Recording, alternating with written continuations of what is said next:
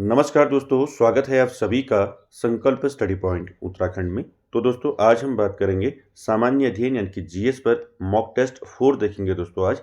और इससे पहले दोस्तों हमने 3 मॉक टेस्ट कंप्लीट किए हैं सामान्य अध्ययन में। इनको आप दोस्तों प्लेलिस्ट में जाके देख सकते हैं। चलिए दोस्तों स्टार्ट करते हैं आज का सेशन और आप सभी लोग दोस्तों वीडियो के एंड तक जरूर बने रहें। चलिए पहला क्वेश्चन लेते हैं आज का और साथ ही साथ दोस्तों आप आंसर करते हुए भी चलेंगे। पहला क्वेश्चन देखिए क्या है। पहला क्वेश्चन है ऋग्वेद में सूक्तों की संख्या कितनी बताई गई है। चलिए आंसर कीजिए। मैंने आपको अच्छे से बताया है ऋग्वेद के बारे में, सूक्तों की संख्या, श्लोकों की संख्या, यहाँ से आपके क्वेश्चन पूछे जाते हैं। तो क्या रहेगा इसका आंसर फर्स्ट का। ऋग्वेद में सूक्तों की संख्या कितनी बताई गई है? 1052, 1028, 1064 या फिर 1085। तो क्या रहेगा दोस्तों इसका राइट आंसर? तो राइट आंसर रहेगा दोस्तों फर्स्ट का, आप सभी जानते हैं 1028 सूक्तों की संख्या है आपकी ऋग्वेद में। ठीक है, साथ ही साथ दोस्तों ये सूक्तों की संख्या तो होगी, सूक्तों की संख्या कितनी है? 1028 है। साथ ही साथ यहाँ से पूछा जाता है श्लोकों की संख्या। ठीक है, तो ऋग्वेद में श्लोकों की संख्या कितनी है ये भी याद रखेंगे। श्लोकों की संख्या है 10,462। ठीक है, इसको भी याद रखेंगे। ठीक है, दोनों चीज याद रखेंगे। सूक्तों की संख्या कितनी है? 1028 है ऋग्वेद में और श्लोकों की संख्या कितनी है? 10,462 है। ठीक है, साथ ही साथ दोस्तों आपको ऋग्वेद से क्या क्या याद रखना है। देखिए ऋग्वेद से कई प्रकार के क्वेश्चन पूछे जाते हैं। ऋग्वेद जो है आप सभी जानते हैं वेदों में सबसे प्राचीन वेद कौन सा है? ऋग्वेद है। ठीक है, सबसे प्राचीन वेद कौन सा है? सबसे प्राचीन वेद ऋग्वेद है दोस्तों। साथ ही साथ याद रखेंगे ऋग्वेद में मंडलों की संख्या आपको पूछी जा सकती है। ऋग्वेद में मंडलों की संख्या कितनी है? ठीक है, ऋग्वेद में मंडलों की संख्या कितनी है? तो मंडलों की संख्या है 10। ठीक है, 10 मंडल हैं ऋग्वेद में, ये भी याद रखेंगे। साथ ही साथ दोस्तों यहाँ से क्वेश्चन पूछा जाता है ऋग्वेद के 9वें मंडल में किसका उल्लेख है। ठीक है, ये क्वेश्चन कई बार पूछा गया है। तो ऋग्वेद के 9वें मंडल में किसका उल्लेख है? तो 9वें मंडल में सोम देवता का उल्लेख है। किसका है? सोम देवता का। ठीक है, सोम देवता का उल्लेख किसमें है? 9वें मंडल में, याद रखेंगे। साथ ही साथ यहाँ से 2 क्वेश्चन और पूछे जाते हैं दोस्तों। पहला क्वेश्चन ऋग्वेद से आपको पूछा जा सकता है कि ऋग्वेद में इंद्र के लिए कितने श्लोकों की रचना की गई है। तो ऋग्वेद में दोस्तों इंद्र के लिए कितने श्लोकों की रचना की गई है? तो इंद्र के लिए दोस्तों 250 श्लोकों की रचना की गई है। ठीक है, याद रखेंगे इसको। ऋग्वेद में इंद्र के लिए दोस्तों कितने श्लोकों की रचना की गई है? 250 श्लोकों की रचना की गई है। उसी प्रकार अग्नि के लिए जो है दोस्तों कितने श्लोकों की रचना की गई है? तो अग्नि के लिए ऋग्वेद में दोस्तों 200 श्लोकों की रचना की गई है। ठीक है, तो ये याद रखेंगे दोस्तों सारे फैक्ट ऋग्वेद से। साथ ही साथ आप सभी जानते हैं वेदों की संख्या 4 है। ऋग्वेद, यजुर्वेद, सामवेद और अथर्ववेद। ऋग्वेद के बारे में मैंने आपको बताया। यजुर्वेद आप जानते हैं, यजुर्वेद है आपका गद्य पद्य वाला वेद, आप सभी जानते हैं। और सामवेद की बात करें तो सामवेद क्या है? सामवेद है आपका भारतीय संगीत का जनक कहा जाता है सामवेद को। साथ ही साथ बात करें अथर्ववेद की, तो अथर्ववेद में क्या है मैंने आपको अच्छे से बताया था। जादू टोना, तंत्र मंत्र, वशीकरण से संबंधित है आपका अथर्ववेद। ठीक है, ये सारे फैक्ट दोस्तों आपने याद रखने हैं। आगे चलते हैं दोस्तों क्वेश्चन नंबर 2 पर। क्वेश्चन नंबर 2 है, देखिए आंसर कीजिए। निम्न में से सातवाहन वंश से संबंधित पुराण है। तो मैंने आपको बताया था सातवाहन वंश हो या फिर गुप्त वंश हो या फिर मौर्य वंश हो, यहाँ से क्वेश्चन पूछा जाता है। तो आपको बताना है निम्न में से सातवाहन वंश से संबंधित पुराण है। ऑप्शन देखिए, विष्णु पुराण, मत्स्य पुराण, अग्नि पुराण या फिर नारद पुराण। तो राइट आंसर क्या रहेगा क्वेश्चन नंबर 2 का? सातवाहन वंश से संबंधित पुराण कौन सा है? तो 2 का राइट आंसर रहेगा दोस्तों मत्स्य पुराण। ठीक है, बी ऑप्शन राइट हो जाएगा, याद रखेंगे। यहाँ से 3 क्वेश्चन पूछे जाते हैं दोस्तों। ठीक है, सातवाहन वंश से संबंधित पुराण कौन सा है? तो वो हो गया आपका मत्स्य पुराण। ठीक है, बात करें दोस्तों गुप्त वंश से संबंधित पुराण कौन सा है? ठीक है, पूछा जा सकता है आपको गुप्त वंश से संबंधित पुराण कौन सा है? तो गुप्त वंश से संबंधित पुराण है आपका वायु पुराण। ठीक है, कौन सा है? वायु पुराण है। ठीक है, वायु पुराण। ठीक, साथ ही साथ एक क्वेश्चन और पूछा जाता है यहाँ से, मौर्य वंश से संबंधित कौन सा पुराण है? ठीक है, अगर आपको पूछा जाए कि मौर्य वंश से संबंधित कौन सा पुराण है, मौर्य वंश से संबंधित, तो याद रखेंगे मौर्य वंश से संबंधित पुराण है आपका विष्णु पुराण। ठीक है, कौन सा है? विष्णु पुराण। ठीक है, विष्णु पुराण। तो ये सारे तीनों फैक्ट आपको याद रखने। ठीक है। सातवाहन वंश से संबंधित पुराण कौन सा है? तो सातवाहन वंश से संबंधित पुराण है आपका मत्स्य पुराण, ठीक है। और गुप्त वंश से संबंधित पुराण है वायु पुराण, और मौर्य वंश से संबंधित पुराण है आपका विष्णु पुराण, ठीक है। ये तीनों फैक्ट याद रखेंगे, यहाँ से अब क्वेश्चन आपके पूछे जाते हैं। बात करें पुराणों की दोस्तों, तो मैंने आपको अच्छे से बताया है पुराण जो है दोस्तों कुल कितने हैं, पुराणों की संख्या या महापुराण कितने हैं, टोटल 18 हैं, यानी कि 18 पुराण हैं। और इन 18 पुराणों के बारे में मैंने आपको अच्छे से बताया है, जैसे आपका ब्रह्म पुराण हो गया, वायु पुराण हो गया, ठीक है, भागवत पुराण हो गया, साथ ही साथ आपका नारद पुराण हो गया, भविष्य पुराण, ठीक है, स्कंद पुराण, ठीक है, साथ ही साथ गरुड़ पुराण, ठीक है। सारी चीज़ें मैंने आपको पहले बताई है, तो इसका तीनों फैक्ट याद रखेंगे दोस्तों। सातवाहन वंश से संबंधित पुराण है आपका मत्स्य पुराण, गुप्त वंश से संबंधित पुराण है वायु पुराण, और मौर्य वंश से संबंधित पुराण है आपका विष्णु पुराण, ठीक है। ये तीनों फैक्ट याद रखेंगे। चलिए आगे चलते हैं क्वेश्चन नंबर 3 पर, और 3 का आंसर कीजिए। देखिए विनय पिटक में किसका उल्लेख है, आपको बताना है विनय पिटक। मैंने आपको बताया था विनय पिटक, सुत्त पिटक और अभिधम पिटक के बारे में। तो विनय पिटक में किसका उल्लेख है आपने बताना है, ठीक है।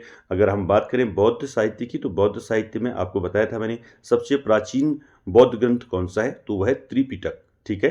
तो इन त्रिपिटकों में एक पिटक है आपका विनय पिटक। तो इसमें दोस्तों किसका उल्लेख है ये बताना है। ऑप्शन देखिए, बौद्ध धर्म की विवेचना का, बौद्ध संघ के नियमों का, और बौद्ध के धार्मिक विचारों का, या इनमें से कोई नहीं। तो राइट आंसर क्या रहेगा दोस्तों इसका,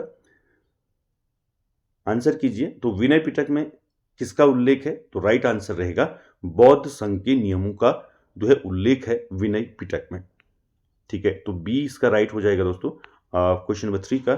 साथ ही साथ दोस्तों आपको बताते हुए चलो कि बौद्ध साहित्य में के बारे में मैंने आपको पहले बताया था। तो बौद्ध साहित्य में सबसे प्राचीन ग्रंथ क्या है, सबसे प्राचीन ग्रंथ है आपका त्रिपिटक, ठीक है। क्या है, त्रिपिटक।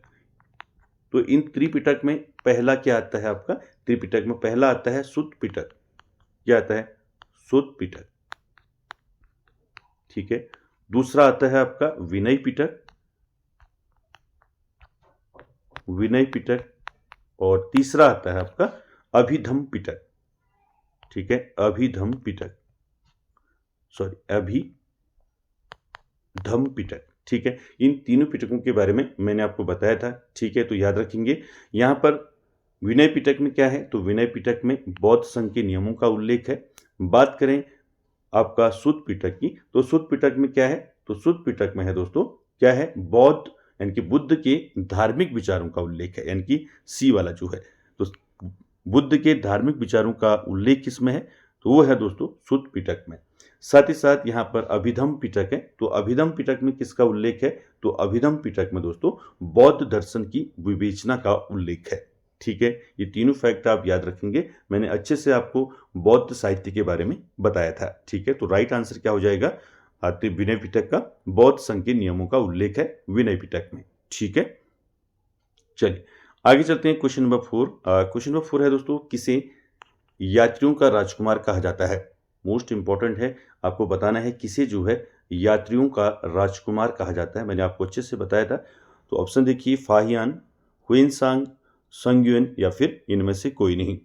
तो राइट आंसर क्या हो जाएगा 4 का, किसे यात्रियों का राजकुमार कहा जाता है। तो 4 का राइट आंसर हो जाएगा दोस्तों हुएनसांग। तो बी ऑप्शन राइट हो जाता है, ठीक है। तो हुएनसांग को कहा जाता है यात्रियों का राजकुमार, ठीक है, याद रखेंगे इसको। साथ ही साथ दोस्तों हुएनसांग से संबंधित आपको फैक्ट पूछे जा सकते हैं। हुएनसांग कौन था, तो आप सभी जानते हैं हुएनसांग जो है एक चीनी बौद्ध भिक्षु था, जो तीर्थयात्री भी कह सकते हैं, विद्वान भी था, ठीक है। और ये कब आया था भारत, ये पूछा जाता है कि हुएनसांग जो है कब भारत आया था, किसके काल में भारत आया था। तो याद रखेंगे राजा हर्षवर्धन के काल में भारत आया था हुएनसांग, ठीक है, राजा हर्षवर्धन, ठीक है। तो याद रखेंगे राजा हर्षवर्धन के काल में भारत आया था हुएनसांग।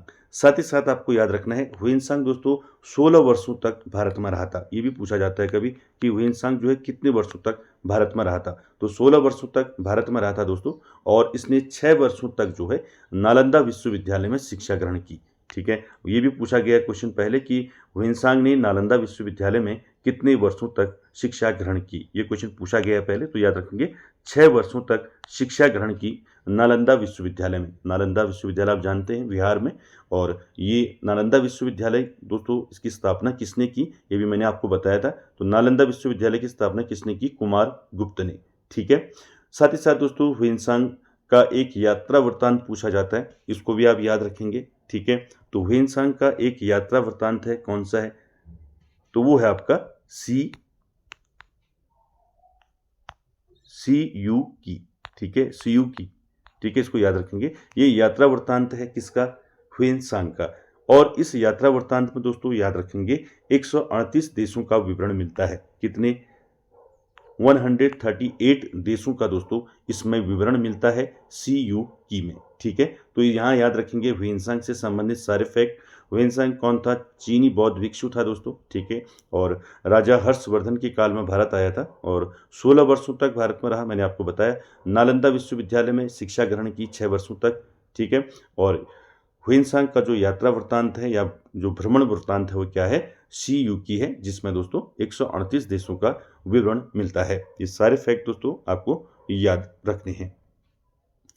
आगे चलते हैं क्वेश्चन नंबर 5 पर। क्वेश्चन नंबर 5 है दोस्तों, सिंधु घाटी सभ्यता यानी कि इंडस वैली सिविलाइजेशन जो है मानव इतिहास के किस काल से संबंधित है? ये मैंने पहले बताया था आपको जब मैंने इंडस वैली सिविलाइजेशन आपको बताया था। तो सिंधु घाटी सभ्यता किस काल से संबंधित है? तो इजी है, आप सभी जानते हैं। तो 5 का राइट आंसर हो जाएगा आदि ऐतिहासिक काल। ठीक है, तो बी ऑप्शन इसका राइट हो जाएगा। आगे चलते हैं, और सिंधु घाटी सभ्यता के बारे में मैंने अच्छे से बताया है, आप डिटेल क्लास जरूर देखें इसकी। आगे चलते हैं क्वेश्चन नंबर 6 पर। क्वेश्चन नंबर 6 है दोस्तों, संविधान के किस अनुच्छेद में समान नागरिक संहिता यानी कि UCC लागू करने का प्रावधान के बारे में बताया गया है? मोस्ट इंपॉर्टेंट है, क्या रहेगा इसका आंसर? अनुच्छेद 28, 44, 56 या फिर 66। तो राइट आंसर क्या रहेगा? किस अनुच्छेद में समान नागरिक संहिता लागू करने का प्रावधान के बारे में बताया गया है? तो 6 का राइट आंसर हो जाएगा अनुच्छेद 44। ठीक है, इसको याद रखेंगे। अनुच्छेद 44 में क्या उल्लेख है? समान नागरिक संहिता को लागू करने का प्रावधान है। ठीक है, याद रखेंगे इसको, ये क्वेश्चन पूछा जा सकता है आपको। आगे चलते हैं दोस्तों क्वेश्चन नंबर 7 पर। क्वेश्चन नंबर 7 है, संविधान के किस अनुच्छेद में भारत के राष्ट्रपति का उल्लेख है? ठीक है, तो मैंने आपको बताया था भारत के राष्ट्रपति का उल्लेख संविधान के किस अनुच्छेद में है? ऑप्शन देखिए, अनुच्छेद 24, 52, 78 या फिर 96। तो राइट आंसर बताइए दोस्तों क्वेश्चन नंबर 7 का। दोस्तों अनुच्छेद आपको याद रखने हैं। ठीक है, अनुच्छेदों से दोस्तों क्वेश्चन पूछे जाते हैं हमेशा, तो इनको आपने याद रखना है। तो भारत के राष्ट्रपति का उल्लेख संविधान के किस अनुच्छेद में है? तो 7 का राइट आंसर हो जाएगा अनुच्छेद 52 में। ठीक है, तो याद रखेंगे 52 में किसका उल्लेख है? भारत के राष्ट्रपति का उल्लेख है। ठीक है, आगे चलते हैं क्वेश्चन नंबर 8 पर। क्वेश्चन नंबर 8 है दोस्तों, निम्नलिखित में से कौन भारत में कानूनों को बनाता है? तो आपको बताना है भारत में कानूनों को कौन बनाता है। ठीक है, ऑप्शन देखिए, लोकसभा व राज्यसभा, उच्च न्यायालय और सर्वोच्च न्यायालय, राष्ट्रपति और मंत्रिपरिषद, या फिर राष्ट्रपति और संसद के दोनों सदन। तो क्या रहेगा दोस्तों राइट आंसर? तो आप सभी जानते हैं दोस्तों भारत में कानून कौन बनाता है? तो भारत में कानून बनाता है संसद। ठीक है, कौन बनाता है? संसद बनाती है कानून। ठीक है, और संसद में कौन कौन सम्मिलित है आप जानते ही, संसद में राष्ट्रपति, लोकसभा और राज्यसभा। तो यहाँ पर आपका राइट आंसर क्या हो जाएगा? राष्ट्रपति और संसद के दोनों सदन। तो डी ऑप्शन यहाँ पर राइट हो जाएगा दोस्तों। ठीक है, ऐसे भी क्वेश्चन पूछा जाता है तो आप याद रखेंगे। तो कानून कौन बनाता है? कानून संसद बनाती है, और संसद किनको मिलकर बनी है? राष्ट्रपति, लोकसभा और राज्यसभा। ठीक है, इसको याद रखेंगे। तो डी ऑप्शन इसका राइट हो जाएगा। आगे चलते हैं दोस्तों क्वेश्चन नंबर 9 पर।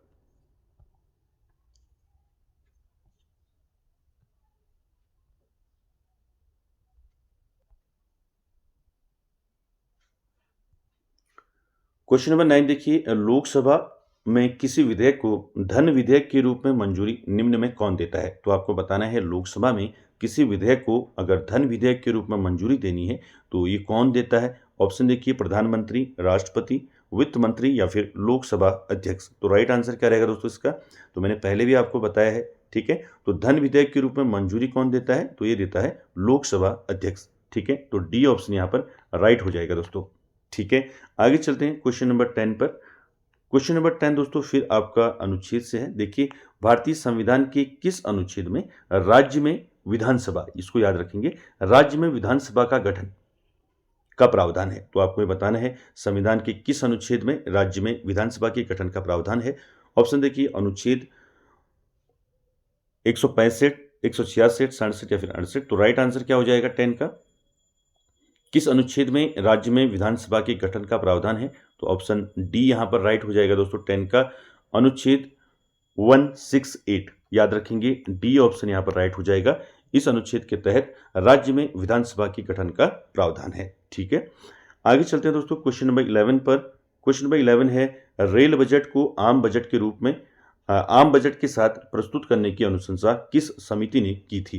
ये भी इंपॉर्टेंट है, पूछा गया है, आपको बताना है रेल बजट को आम बजट के साथ प्रस्तुत करने की अनुशंसा किस समिति ने की थी? ऑप्शन देखिए, विवेक देवराय समिति, कल्याण समिति या फिर दोनों या इनमें से कोई नहीं।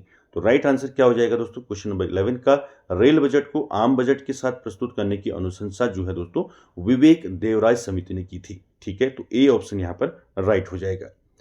तो इस समिति का नाम याद रखेंगे दोस्तों, विवेक देवराय समिति। ठीक है, आगे चलते हैं दोस्तों क्वेश्चन नंबर 12 पर। क्वेश्चन नंबर 12 देखिए,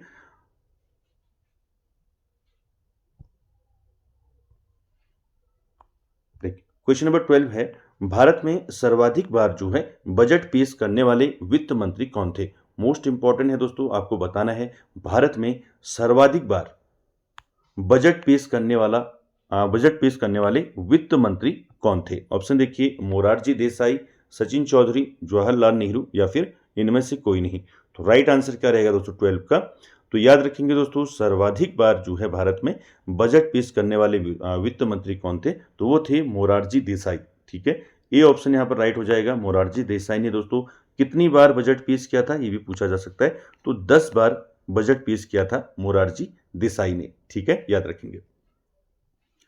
आगे चलते हैं क्वेश्चन नंबर 13 पर। क्वेश्चन नंबर 13 है दोस्तों, राष्ट्रीय विकास परिषद का गठन कब किया गया था?